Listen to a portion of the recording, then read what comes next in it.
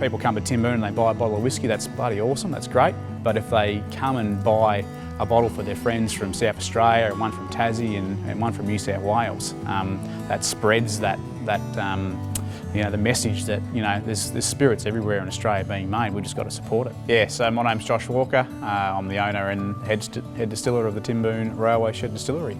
So we're out at Brucknell actually, out at our bond store on our farm. This is where we keep most of our barrels. Timboon though is where we do all the distilling, and we're about 2.5 hours west of Melbourne, just behind the 12 Apostles on the Great Ocean Road. So Australian single malt whiskey is distilled from malted barley in general, and it's aged in a wooden barrel for a minimum of 2 years. Pretty broad terms in Australia. There's not a lot of restriction on that. We use malted barley from New South Wales and Victoria, crush, ferment, distill that into a spirit, and then we age that in oak barrels that you can see behind me here. Mainly we use ex-fortified or port barrels, use some sherry as well, a little bit of bourbon and some local wine barrels, but I'd say 80% of what we use is ex-port barrels or tawny port barrels.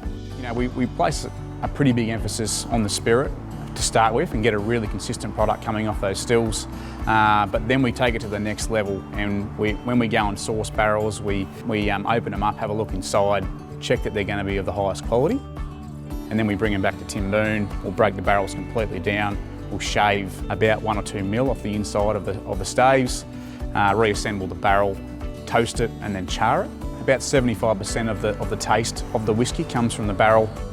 All the colour comes from it, there's no colouring or anything added. And we're looking for those tawny port barrels that are quite old, vintage in fact, sometimes 40, 50, 60, 70 years old. And we're looking for those deep, fruity, Christmas cake sort of notes that come through. And when you toast and char those, it turns into this lovely aroma of Christmas time almost, and you get vanilla and caramel. Australia's quite new in the whiskey scene in the last 25, 30 years. Obviously there was some distilling done, probably a lot of it illegally, and we have a bit of that history in our area and we always relate back to that. So I'd say the main difference is that we use the barrels that are around us to influence the whiskey. Generally overseas, Scotland and stuff use a lot of bourbon barrels because there's an abundance of those and they're huge volumes. I think we're probably still pretty early days in Victorian whiskey. I think now there's probably half a dozen to 10, I suppose, actually with released whiskey in Victoria. It's still to be determined a little bit about what style the Victorian whiskey is compared to Tasmanian whiskey or Western Australian whiskey. Definitely our climate here is quite similar to Kentucky, and we get that huge variance in temperatures.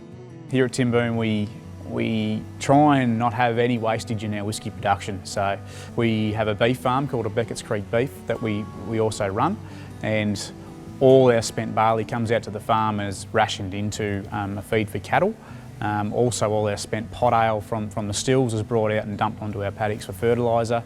And then in turn those cattle are grown out and used back in our restaurant. People often ask, oh geez, Starwood are a big player in the game and that sort of thing, and I say yeah, I love them because Starwood get Australian whiskey into hands probably first because they're at that price point where people go, oh yeah, it's similar-ish to a Scotch. I'll grab a bottle of that and see what it's like, and then they take that and go, oh yeah, it's actually pretty good. And then they see Timboon or Chief Son or any of the other guys and they make that next step in.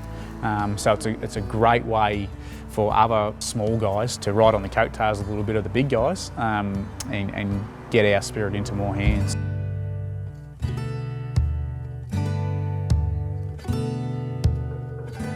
We took over in 2014, but Timboon had been running for about 7 years prior to us taking over, and it was more as a restaurant and an ice creamery as well.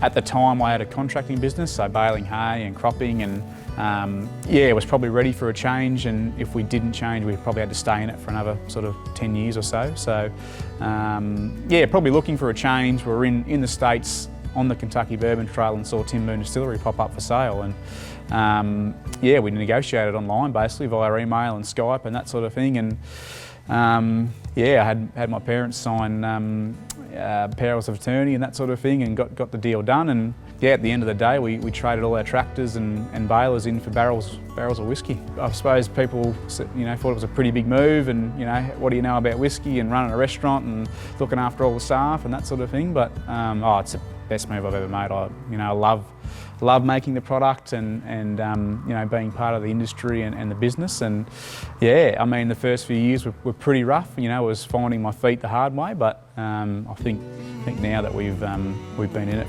for 7 years, it's sort of starting to pay dividends, I suppose. And pretty sort of, people are blown away by the story, but it's just part of what happened, I suppose. And you sort of don't often look back at it all the time, but it was the best move I've ever made.